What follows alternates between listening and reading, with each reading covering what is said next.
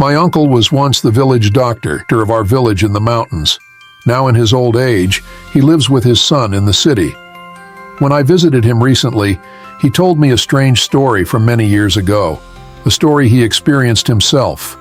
The way he told it still sends chills down my spine, especially because I know the person in the story. I've seen him in the village before. It was in the 1980s, in a small village deep in the mountains. The weather was always extreme, making life almost unbearable. The summer nights were especially tough. The whole village seemed to bake in the heat and everything was tinged with dryness. My uncle back then in his early 40s was already a well-known doctor in the nearby villages. Medicine ran in our family. From my great-grandfather's time, they'd been healers. My uncle had been learning medicine since childhood, and he was experienced. Almost every villager had been treated by him. That night was unusually hot with no breeze at all and the air felt thick. My uncle tossed and turned, unable to sleep. He finally gave up and got out of bed, lit an oil lamp and opened the door and windows to let some air in. The yard wasn't big, but it had a few cornstalks growing there. Under the moonlight, those cornstalks cast long shadows that looked like people peering into the house in the dark. Around midnight, there was a sudden, urgent knock at the door. The sound was abrupt and startling in the quiet night. My uncle put on his coat, wondering who could be visiting at this late hour. He opened the door and the dim light of the oil lamp lit a small area. A young man stood at the door, his face hidden in shadow, but he seemed like someone from the village. "Doctor, please help me. I hurt my arm," the man said in a hoarse voice, as if he had walked a long way, breathless. My uncle looked down and saw a deep wound on the man's right arm. The cut was triangular, as if some sharp metal had pierced it. Though it wasn't bleeding, the surrounding flesh had already begun to darken and decay. It looked serious.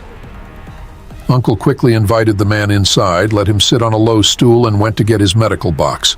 The young man looked tense, glancing at the door repeatedly as if he were afraid of something. My uncle worked on the wound while trying to reassure him. "It's all right, don't worry, it's just a wound, I'll take care of it." The young man nodded slightly but stayed silent. When my uncle used alcohol to disinfect the wound, the young man pulled back slightly as if afraid of the pain. My uncle chuckled, "Don't move, it's for your own good." But strangely, when my uncle started stitching the wound, the man showed no reaction at all, not even a flinch, as if he couldn't feel pain. My uncle thought to himself, this guy sure has a high tolerance for pain.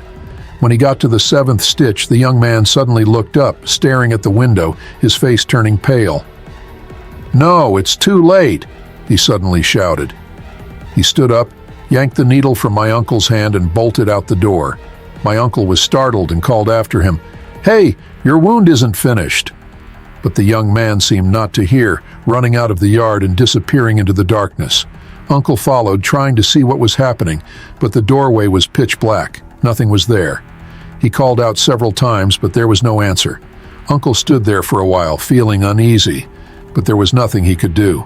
He packed up the needle and thread, planning to go back to bed. Not long after, another knock came at the door. This time it was a familiar face, a local carpenter. He was anxious. "Please, come quickly, my wife's in labor and the baby won't come out."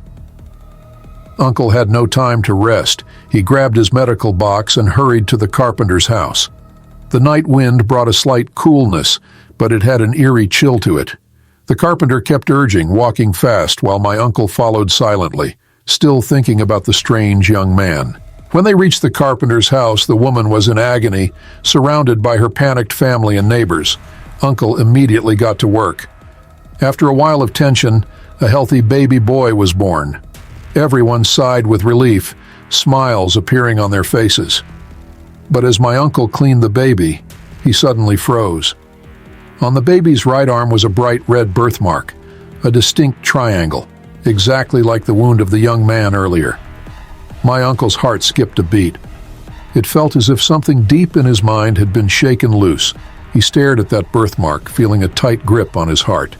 He had heard plenty of tales about reincarnation, but they were just stories for entertainment. He never imagined such a thing would manifest before him. Could that midnight visitor really have come seeking rebirth? The baby's cries snapped my uncle out of his thoughts. He continued cleaning the child, pretending nothing had happened. But deep down he knew this child was destined to be connected to him in some extraordinary way. Later, the baby's parents brought him to visit my uncle. Seeing that triangular birthmark again only deepened my uncle's unease and suspicion. He began secretly inquiring if anyone in the village had noticed a young man missing, but no one seemed to know of anyone disappearing. That young man from that midnight seemed to have never existed. The matter became a knot in my uncle's heart, gnawing at him. One time, he even went to the village shrine to ask some of the elders about local legends of reincarnation.